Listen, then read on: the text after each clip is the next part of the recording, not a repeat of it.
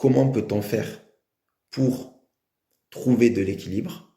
La première des leçons, c'est que comme on a tous un système et un équilibre qui nous est propre, on a un équilibre qui est singulier, on a un équilibre qui est unique.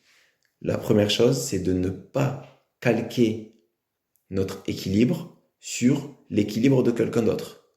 Donc si quelqu'un vient nous dire il faut avoir plus de temps libre ou il faut faire plus de sport ou il faut faire plus ceci, plus cela, on sait que le plus ceci, plus cela ne veut rien dire. Car l'équilibre peut être très différent entre deux personnes. Donc la première des choses, c'est de ne pas suivre les règles de quelqu'un, mais plutôt de comprendre ses propres règles, comprendre son propre fonctionnement, comprendre son propre rythme interne pour comprendre quel est le bon équilibre pour mon système afin qu'il fonctionne de façon optimale et du coup participe à mon épanouissement tant professionnel que personnel. Et comme je suis dans un système, si je m'épanouis dans l'autre, je vais forcément plus facilement m'épanouir. Enfin, si je m'épanouis dans l'un, je vais plus facilement m'épanouir dans l'autre. Donc si je m'épanouis professionnellement, je vais plus facilement m'épanouir personnellement. Si je m'épanouis plus personnellement, et ainsi de suite. Ce ne sont pas des systèmes fermés où je vais super bien personnellement et je vais super mal professionnellement. L'un va forcément affecter l'autre. C'est vraiment, encore une fois, c'est un équilibre. D'accord? Donc ça, c'est très important. Et quand on dit équilibre, en plus, quand on parle d'épanouissement, si je fais un travail dans lequel je trouve du sens et du plaisir, c'est un travail, même si j'y passe du temps, parce qu'en plus, j'y trouve du sens et du plaisir, je peux trouver de l'énergie en dépensant. Et ce principe-là, on le connaît avec le sport. Comment je vais me renforcer et donc comment je renforce mon système physique en, entre guillemets, le fatiguant, en le poussant dans ses limites. Et c'est la même chose pour l'épanouissement professionnel, d'accord, où je peux faire une tâche qui me prend, entre guillemets, de l'énergie, mais ça me redonne plus d'énergie que ce que ça m'a pris. Et ça, c'est très important. Parce que réellement, quand je fais quelque chose qui me nourrit, et on sait que la nourriture, c'est pas qu'alimentaire, quand je fais quelque chose qui me nourrit profondément intérieurement, qui est aligné avec moi, qui est aligné à mon propre fonctionnement, à ma propre singularité, et bien là, je vais pouvoir nourrir toutes les autres parties de ma vie. Donc c'est essentiel de comprendre cela. Et notamment, le fait que le travail ou l'activité pro, c'est quelque chose dans lequel on passe beaucoup de temps.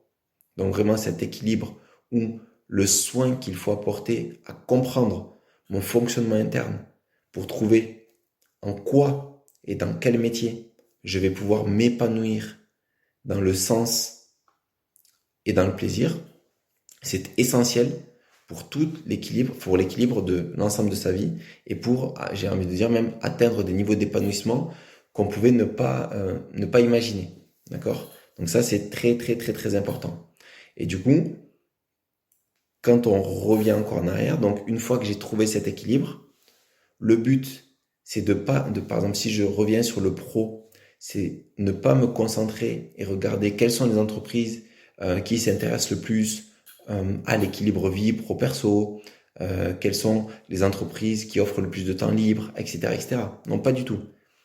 Le principal, c'est de connaître ce que vous avez besoin pour ensuite regarder en parallèle quel type d'activité, quel poste, quelle fonction, quelle entreprise pourrait me permettre ce fonctionnement optimal, ce fonctionnement dans le sens et dans le plaisir, ce fonctionnement dans ce que nous on va appeler la mission de vie, dans ce qu'on va appeler le déploiement de son excellence d'action, le déploiement de ce en quoi je suis le meilleur, de ceux qui me portent, de ceux qui me poussent à agir au fond de moi.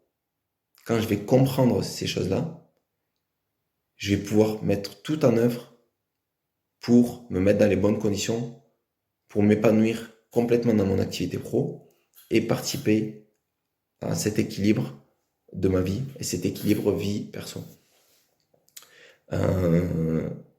Et l'équilibre aussi, c'est quelque chose qui est un agencement qui est subtil, qui évolue dans le temps.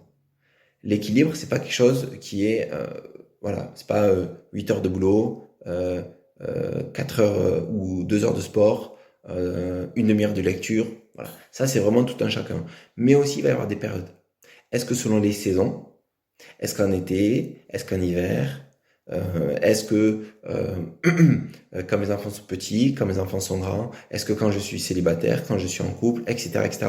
Cet équilibre vie pro-perso, euh, il est dynamique. C'est pas un équilibre justement qui est statique, c'est un équilibre qui est dynamique, qui doit constamment se rééquilibrer, se réagencer pour permettre justement cet épanouissement. Donc voilà un petit peu les principes sur lesquels je vais pouvoir me rééquilibrer.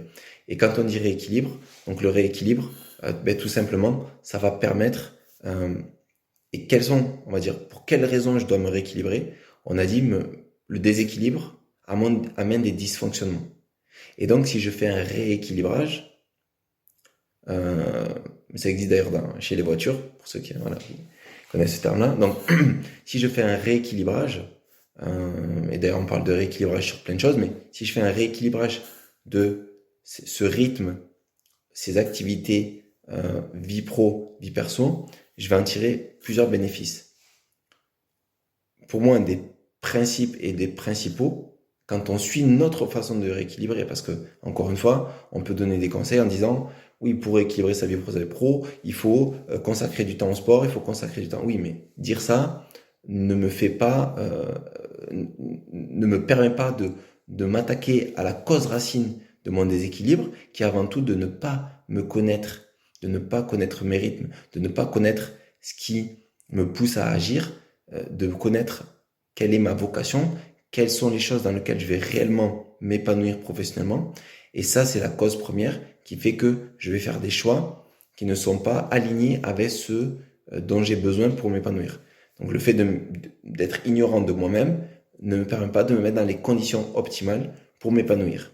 Et donc pour trouver cet état d'équilibre. Donc si je vais faire ce travail sur moi, ce travail que nous on propose en tout cas chez Excel Art, de trouver son ADN d'action, ce qui nous motive vraiment, et du coup de trouver un projet professionnel qui va aller dans ce sens-là et qui va nous permettre de nous épanouir, de nous nourrir, de nourrir les autres en nous épanouissant professionnellement. Quand on fait ce travail-là, pour moi, un des premiers bénéfices, c'est de reprendre le contrôle de sa vie. Un des symptômes, c'est le fait de ne plus, d'avoir l'impression de passer à côté de sa vie.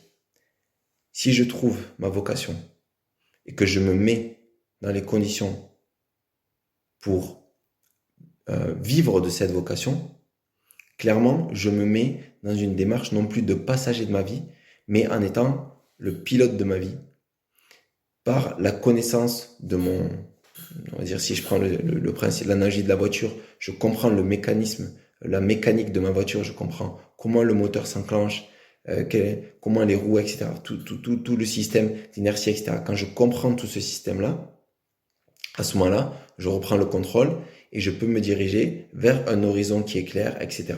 Donc ça, pour moi, c'est le primordial, c'est reprendre le contrôle de sa vie, avoir ce sentiment d'accomplissement de sa vie. Pas avoir le sentiment de passer à côté, mais au contraire d'avoir ce sentiment que je maîtrise mon temps, je maîtrise la direction que prend ma vie, je fais des choix conscients, je ne subis plus, et donc je suis le maître de ma vie. Ça, pour moi, c'est fondamental. Et ça rejoint une phrase que j'aime beaucoup, qui est de Mark Twain, qui dit il y a les deux moments les plus importants de sa vie, c'est le moment où je nais et le moment où je comprends le sens de ma vie, où je comprends ma vocation. Et en effet, comprendre sa vocation, et si je complétais sa citation, me mettre dans le cheminement de vivre de cette vocation, et bien à ce moment-là, je vais avoir ce sentiment d'être complètement maître de ma vie. Donc ça, c'est je dirais, le plus grand des bénéfices, la meilleure des raisons pour laquelle trouver ce en quoi je suis fait afin de rééquilibrer sa vie. Donc ça, c'est la première des bonnes raisons, c'est pouvoir reprendre le contrôle de sa vie. La deuxième, ça va être de préserver, on l'a dit, sa santé psychologique. le déséquilibre, qu'est-ce que ça amène? Du stress, de l'anxiété, de la fatigue chronique, et tout cela a un impact sur mon état intérieur, mon état psychologique, et cet état psychologique peut se dégrader. Donc on a dit, toujours pareil, système, déséquilibre, dégradation, risque d'arrêt, d'extinction, de destruction. Donc, reprendre, ou la bonne raison de rééquilibrer sa vie pro, sa vie perso, c'est notamment le fait, donc la deuxième raison, c'est le fait de préserver sa santé psychologique. La troisième raison, qui peut être liée plus ou moins directement, mais qui est de maintenir ou améliorer son état physique. Donc, comme on l'a dit, le fait d'être dans un déséquilibre vie pro, vie perso peut faire que, en effet, on a une fatigue chronique, peut faire que on n'a plus le temps de faire des activités sportives, on n'a plus le temps de cuisiner, on n'a plus le temps de... Donc, toutes les choses qui participent à avoir un bon état physique. Donc, en rééquilibrant justement sa vie pro, sa vie perso, selon le processus que nous on propose, va permettre de pouvoir reprendre le pas sur ce rythme entre la vie pro et la vie perso, et donc maintenir ou améliorer son état de santé physique. La quatrième raison, ça va être d'améliorer sa productivité au travail, son efficience au travail, et in fine, la reconnaissance qu'on a dans son travail. Pourquoi? Parce que nous, on a dit, un des points centraux, en tout cas nous on se concentre surtout sur le pro, parce que le perso c'est un petit peu plus subtil, il y a peut-être plus d'éléments qui vont rentrer en compte, mais en tout cas dans le pro, le fait de savoir en quoi je suis bon, en quoi je suis singulier, va me permettre de pouvoir me vendre, de pouvoir m'adresser à la bonne clientèle, de pouvoir choisir les rôles dans lesquels je vais être le plus reconnu pour ce que j'apporte. Et ainsi, je vais pouvoir être dans des métiers où, parce que si je fais un métier dans lequel c'est ma vocation, dans lequel je suis bon, créatif, qui me donne du sens et dans lequel je suis dans le plaisir, je vais pouvoir, en faisant moins d'efforts, produire beaucoup plus. Et ça, c'est primordial parce que, notamment des fois, pourquoi on reste tard au boulot? Parce que on n'arrive pas, on fait des tâches qui ne sont pas les plus adaptées à comment on fonctionne. Et pourtant, notre voisin, Martin, Luc, Sarah, Linda, Lina, voilà, notre voisin peut lui être, on voit dans la journée, il part tous les jours à 16h et il arrive à faire exactement pareil que moi. Moi, je pars tous les jours à 6h et j'arrive pas à faire ce que lui fait dans la même journée. Est-ce que je suis nul? Est-ce que je suis ci avec cela? Non. Probablement que je fais quelque chose qui n'est pas dans mon excellence d'action. Et donc, je perds beaucoup de temps, d'énergie et d'estime de moi dans une tâche. Alors que si je fais le rééquilibrage, en travaillant sur moi-même, en me mettant dans le chemin pour trouver un poste qui me sied, une activité qui me sied, et bien là, je vais être en capacité de rééquilibrer et du coup d'être dans un métier dans lequel je vais être reconnu et dans lequel je vais pouvoir être très productif. Et le dernier point, ça va être d'améliorer mes relations personnelles. Puisqu'on l'a dit, le déséquilibre vie pro, vie perso joue sur l'état émotionnel de la personne, sur l'état physique et donc sur l'humeur, sur, j'allais dire presque l'attraction physique, soit une attraction d'un point de vue amoureux ou d'un point de vue même, vous savez, quand on côtoie des gens, c'est quand même plus agréable de côtoyer des gens qui sont qu'on sent épanoui, qu'on sent être dans une dynamique positive, plutôt que de rencontrer des gens qui sont dans une dynamique négative. Donc là, on va pouvoir, en gagnant sur justement sa santé psychique, sa santé physique, améliorer ses relations sociales. Et ça, c'est primordial puisque, notamment la plus longue étude qui a été menée sur le bonheur, qui a été menée aux États-Unis sur, je ne sais plus exactement combien d'années, mais on va dire c'est l'étude qui a été menée sur la plus longue durée de temps, et a montré que la chose qui arrive numéro 1 dans les gens qui vivent si on pouvait mesurer le plus grand bonheur, c'est notamment des gens qui ont une vie sociale épanouie. Ça ne veut pas dire le nombre de personnes qui côtoient, mais c'est vraiment quelque chose d'équilibré. Et donc, améliorer ses relations sociales, c'est contribuer directement à mon bonheur intrinsèque. Donc voilà les différents éléments qu'on pouvait donner sur l'équilibre entre la vie pro et la vie perso. Et nous, en tout cas, dans nos accompagnements, c'est ce qu'on vise à faire en partant de l'individu, en le permettant de se connaître, de comprendre sa singularité, de comprendre en quoi il est bon, en quoi il est même excellent, en quoi il est créatif et dans quoi il trouve beaucoup de plaisir, de façon très inconsciente, mais de façon concrète, avec des démonstrations à l'appui.